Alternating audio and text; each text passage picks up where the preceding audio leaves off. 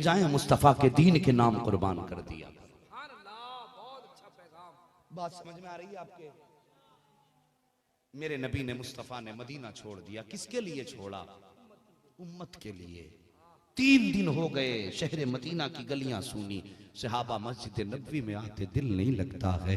कभी आका करीम के हुजरे के दाएं बाएं घूमते हैं, एक दूसरे से कहते हैं यार मदीने में दिल नहीं लग रहा है, कोई हमारा दिलबर देखा हो किसी ने तो बता दे। अल्लाह अकबर। 3 दिन गुजर गए, जब सहाबा को आका नजर नहीं आए, तलाश करने के लिए निकले हैं। अल्लाह अकबर। तलाश करने के लिए एक सहाबी निकले, बस्ती से बाहर गए, पता पूछा मेरे आका किधर गए हैं। लोगों ने बताया किसी ने मदीना शरीफ के बाहर गए थे। जरा तवज्जो से सुनना, वाकयात आपने बहुत सुने होंगे और ये भी कई बार सुना होगा, लेकिन शायद कि उतर जाए तेरे दिल में मेरी बात। मेरा अंदाज़े बयां बहुत शौक नहीं है, शायद कि उतर जाए तेरे दिल में मेरी बात। बस अपनी बात मैं आपको समझाना चाहता हूँ। लोग ढूंढते हुए चले गए।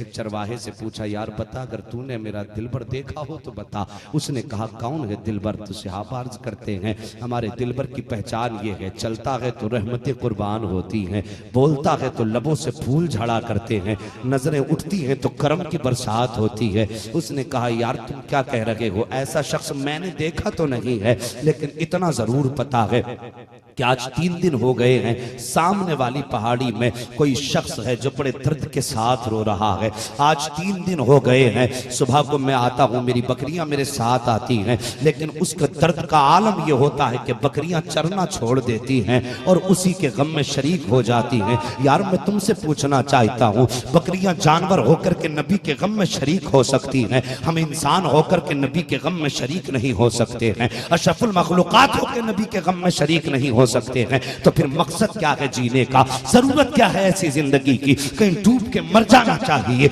अगर आका के दर्द में शरीक नहीं हो सकते हो तो फिर जीने का अधिकार भी नहीं है। अल्लाह अकबर। उसने कहा था मेरी बकरियां हैं कि उसके साथ रोना शुरू कर देती हैं और इस दर्द के साथ वो रोता है कि बकरियां चरना छोड़ देती हैं। मगर कमाल की बात यह है कि 3 दिन से बकरियों ने ना कुछ खाया है ना पिया है।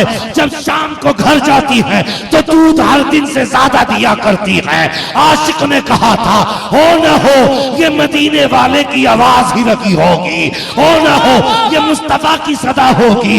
जब आशिक दौड़ के गए तो क्या देखते हैं? सैयदुल अंबिया की पेशानी सजदे में है, जबान पे रब्बे हबली उम्मती की सदाएं, रब्बे हबली की सदाएं हैं। अल्लाह अकबर। जाके कदम पकड़ लिया, आका मदीना लौट चलिए। मेरे नबी ने फरमाया मेरी उम्मत का मामला है, मैं वापस नहीं जाऊंगा। वापस आ गए, ऐलान कर दिया अबू बकर उमर जी का मुस्तफा का पता मिल गया है, चलो चल के बुला लाएं। सहाबा ने इतना सुना, दौड़ना शुरू कर दिया। यार वो थे कौन? शमे रिसालत के परवाने थे। वो आका के पसीने की जगह अपने खून के कतरे बहा दिया करते थे, बल्कि कतरे नहीं मैं कहता हूं उन्होंने दरिया बहाए हैं खून के मुस्तफ़ा के लिए। अल्लाह अकबर। दौड़ के आए, आका के कदम पकड़े अबू बकर सिद्दीक ने। आका जी मदीना लौट चलिए, मस्जिद नबवी खाली है, मुसल्ले पे दिल नहीं लगता है, सरकार वापस चलिए। मेरे सरकार फरमाते हैं अबू बकर मैं कैसे वापस चला जाऊं, आज मेरी उम्मत का मामला आ गया है, आका जी लौट चलिए। सहाबा कदम पकड़ के आंसू बहा रहे हैं, लेकिन मुस्तफ़ा फरमाते हैं अबू बकर जब तक उम्मत के हक में अल्लाह कोई हतमी फैसला नहीं फरमा देता उस वक्त तक मैं वापस नहीं जाऊंगा। अभी सहाबा रो ही रहे थे, इतने में सलमान फारसी कह देते हैं ओ लोगों एक पता बताता हूं, आका ऐसे नहीं जाएंगे। कहा फिर कहा एक जात ऐसी भी है जिसकी कभी मुस्तफ़ा ने भी नहीं टाली है, अगर वो जात आ जाएगी तो मुस्तफ़ा भी मान जाएंगे। कहा किसकी बात करते हो? कहा मैं जाने मुस्तफ़ा सैयदा फातिमा की बात कर रहा हूँ, कोई जाके सैयदा फातिमा को बुला लाए। इतना सुनना था। लोगों ने कहा सलमान जल्दी जाओ मुस्तफ़ा की शहजादी को बुला लाओ। अल्लाह अकबर। जाके उन्होंने मदीने की खवातीन को तैयार किया। वो सहाबा इकराम की बेटियां बीवियां उठी हैं, सैयदा के दरवाजे पे दस्तक दी है। अंदर से आवाज आई मंदक कलबाब, दरवाजा किसने बचाया है? खातून खवातीन कहती है सैयदा हम आए हैं। हजरत फातिमा ने दरवाजा खोला। का कैसे आना हुआ है? का तुम्हारे बाबा का पता मिल गया है। इतना सुनना था। सैयदा की आंखें बरसने लग जाती हैं। कहाँ है मेरे बाबा? कहा वो पहाड़ी के अंदर आंसू बहा रहे हैं। आज 3 दिन हो गए हैं, जहां मुस्तफा का सर रखा हुआ है वो पत्थर भी आंसुओं से तर हो चुका है। वापस आने की राशि नहीं है, इतना सुनना था। सैयदा ने आवाज दी, मेरे हसनैन कहाँ हैं? दोनों शहजादे आए हैं। दानी जानिब हसन का हाथ थामा है, बाएं हाथ में हुसैन का हाथ थामा है। सैयदा जब लेके चली शहजादों को और गार के दरवाजे पर पहुंची है, और कौम की बेटियों जरा तुम भी दिल पे हाथ रख करके सुनना, शायद के उतर जाए तेरे दिल में मेरी बात। अल्लाह अकबर। सैयदा फातिमा तो ज़हरा आई है,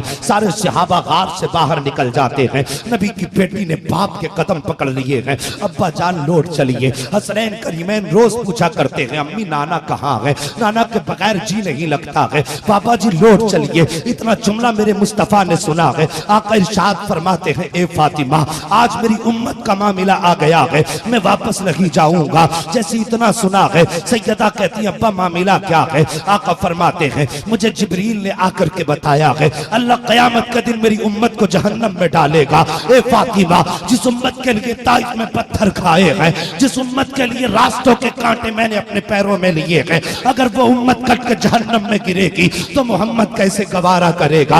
ए फातिमा आज उसी उम्मत का मामला है। इतना सुनना था। सैयदा ने इमाम हसन का हाथ पकड़ा है, मुस्तफा के सामने पेश किया है। अब्बा जान देखो, यही वही हसन है जिसकी पैदाइश पे आपने कहा था, ए फातिमा जब ये जवान हो जाएगा इसकी जिंदगी में एक दौर ऐसा आएगा, मेरी उम्मत इसको जहर पिला करके शहीद करेगी, इसके कलेजे के टुकड़े हो के निकलेंगे। इतना सुनना था।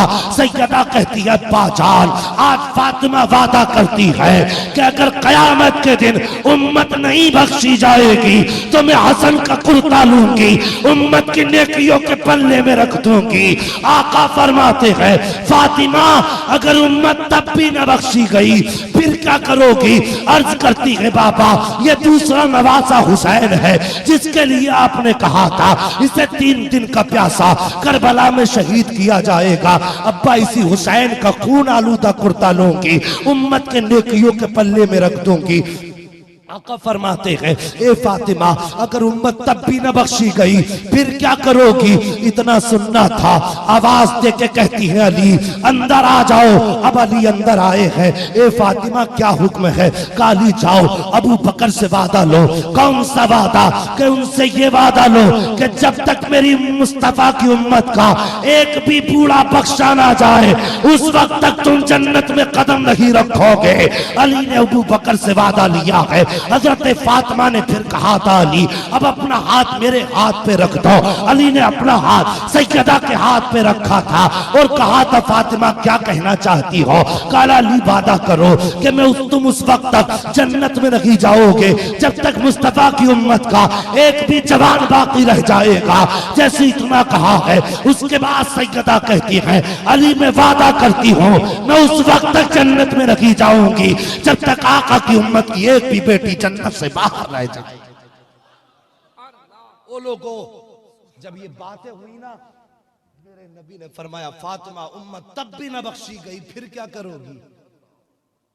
तुम्हें तो सोने से फुर्सत नहीं मिलती, जरा सा तमाशा क्या मिल गया, हमें तो मजे लेने से फुर्सत नहीं मिलती।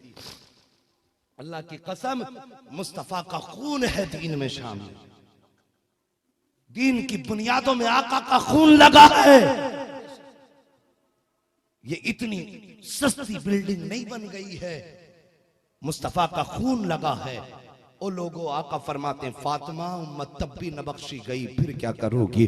अल्लाह अकबर। अब जरा कलेजा थाम के बैठना, अब मेरी बात को दिल से सुनना। जैसे इतनी बात मेरे नबी ने फरमाई है, सैयदा की चीख निकल जाती है। सैयदा फातिमा तो ज़हरा कहती हैं, अब्बा फिर भी उम्मत नहीं बख्शी जाएगी। मेरे नबी फरमाते हैं, फातिमा वो बड़ा बेनियाज है, अगर चाहेगा तो कबूल कर लेगा नवासों की कुर्बानी, और अगर नहीं चाहेगा तो मुंह पे मार देगा, वो बड़ा बेनियाज है। अल्लाह अकबर। जैसे इतना कहा है, सैयदा कहती हैं, अब्बा जी आप सजदे से सर कब तक नहीं उठाओगे? जैसे इतना जुमला सुना है, आका फरमाते हैं, फातिमा जब तक उम्मत के हक में रब फैसला नहीं फरमाएगा तब तक मैं सजदे से सर नहीं उठाऊंगा। इतना सुनना था।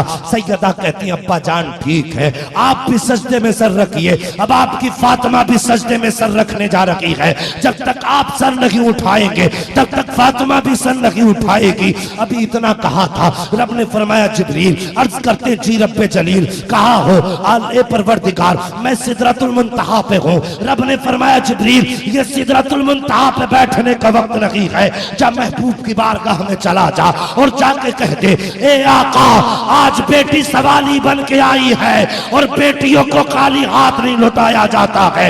ए मुस्तफा रब फरमाता है महबूब सजदे से सर उठा ले और सुन ले कयामत के दिन जन्नत भी तेरी होगी, उम्मत भी तेरी होगी, इशारा करना तेरा काम, जन्नत देना मेरा।